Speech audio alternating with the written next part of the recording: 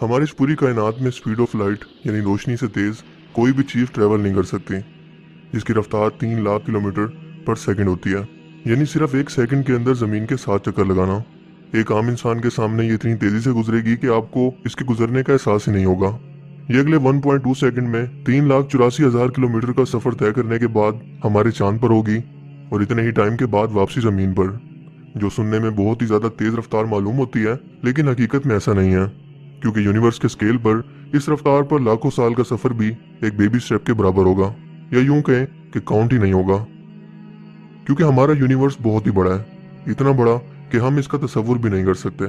यहाँ पर एक गैलेक्सी से दूसरी गैलेक्सी तक का सफर लाखों लाइट ईयर दूरी तक मौजूद है। एक लाइट ईयर तब होता है जब आप मुसलसल 1 साल तक स्पीड ऑफ लाइट यानी रोशनी की रफ्तार से सफर करें।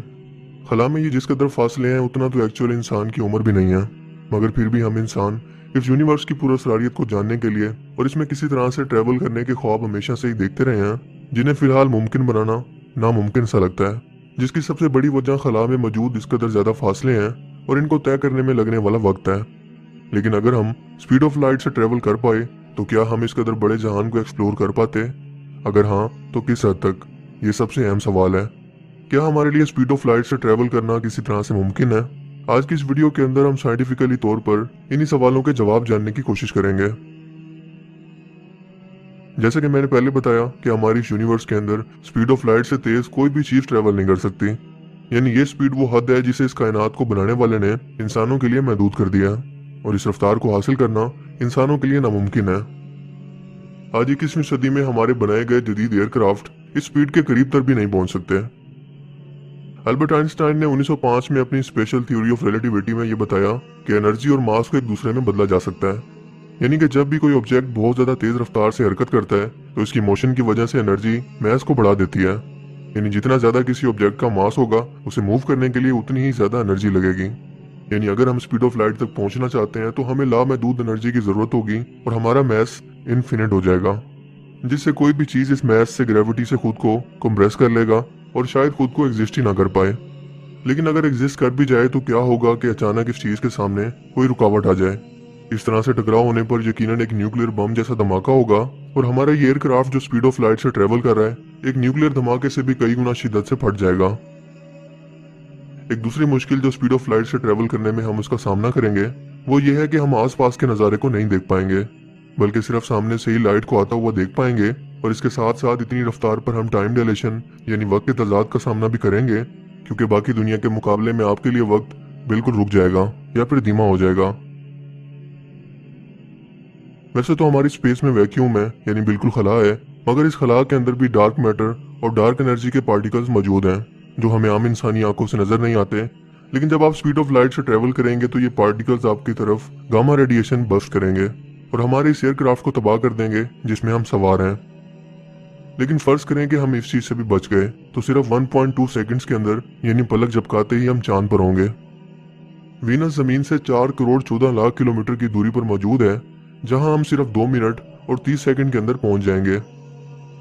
इसके बाद मार्स जो जमीन से 7 करोड़ 83 लाख किलोमीटर दूरी पर मौजूद है, वहां हम सिर्फ 4 मिनट और 10 सेकंड में इसकी सरफेस पर मौजूद होंगे। जबकि नेपच्यून तक पहुंचने में हमें 4 घंटे का वक्त लगेगा, जो कि हमारी जमीन से 4.4 बिलियन किलोमीटर दूर है। और इस तरह से होते होते हमें सूरज की सरफेस तक पहुंचने में 8 मिनट और 20 सेकंड का वक्त लगेगा, जो कि हमारी जमीन से 15 करोड़ किलोमीटर दूर है।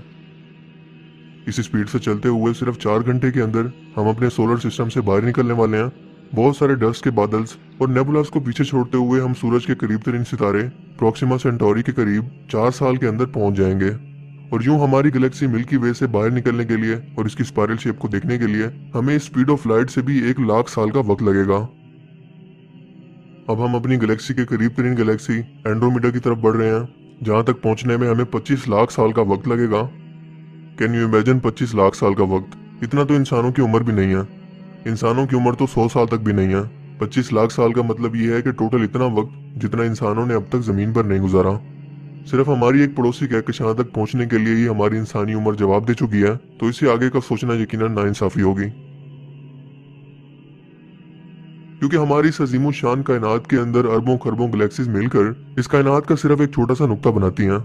सो स्पीड ऑफ लाइट से भी इस कायनात को एक्सप्लोर करने का ख्वाब देखना नाइंसाफी होगी।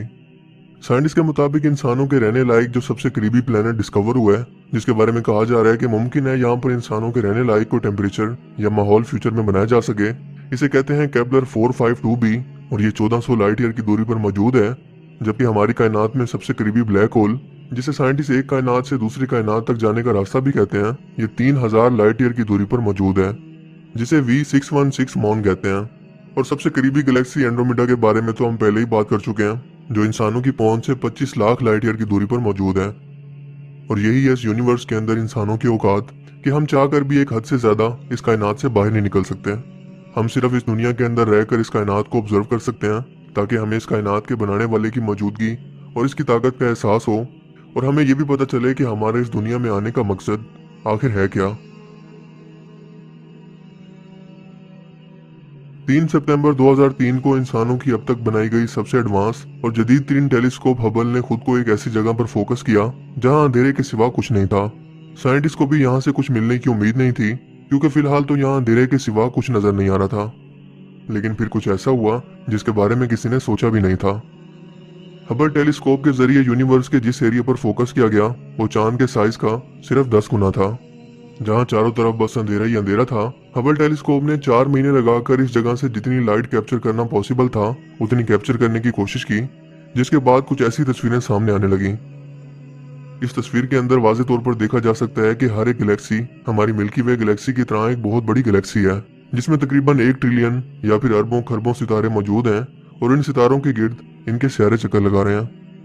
सिर्फ इस एक तस्वीर के अंदर 10,000 के करीब गैलेक्सीज मौजूद हैं, लेकिन इसके अंदर सबसे ज्यादा प्रोमिनेंट, जो कि हमारी गैलेक्सी मिल्की वे से भी 8 गुना ज्यादा बड़ी है, वाज़ेह तौर पर नजर आ रही है। ये साइज में इतनी बड़ी है कि करंट फिजिक्स थ्योरीज के मुताबिक इसे एग्जिस्ट ही नहीं करना चाहिए। लेकिन ये तमाम गैलेक्सीज मिलकर भी यूनिवर्स का एक नुक्ता भी नहीं है। यकीनन इन फासलों को समझने के बाद आप समझ गए होंगे कि स्पीड ऑफ लाइट से ट्रेवल करने के बावजूद भी हम इस कायनात को कितना एक्सप्लोर करने के काबिल हैं। क्योंकि अगर हम फर्ज कर लें कि हम इस स्पीड को हासिल कर भी सकते हैं, तो हमारी तबाही उम्र का क्या। या तो हमें ब्लैक होल या वार्म होल जैसे किसी शॉर्टकट की जरूरत पड़ेगी, ताकि हम पलक झपकने से पहले ही लाखों या करोड़ों लाइट ईयर का फासला तय कर चुके हों।